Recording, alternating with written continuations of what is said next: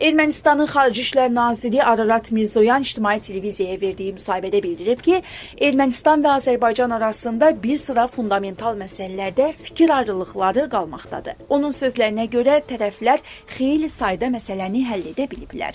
Lakin bəzi əsas mövzularda hələlik qarşılıqlı anlaşma əldə edilməyib. Xarici İşlər Naziri qeyd edib ki, razılığa gəlinməmiş vacib məsələlər var.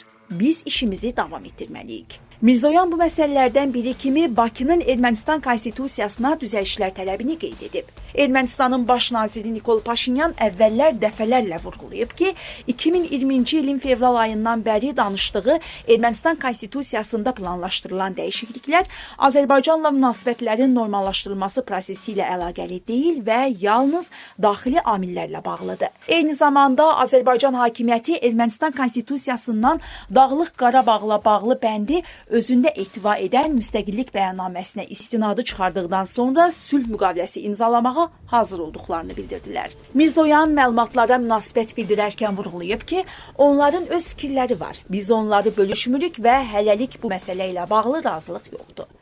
Nazir həmçinin bildirib ki, Ermənistan və Azərbaycan arasında sülh müqaviləsinin mətninin daha da yenidən işlənməsinin vacibliyi yoxdur. Onun sözlərinə görə sənəd 2025-ci ilin mart ayında razılaşdırılıb və avqust ayında təsdiqlənib. İndi yeganə sual imzalanma yeri və vaxtı barədə razılığa gəlib gəlməyəcəyimizdir.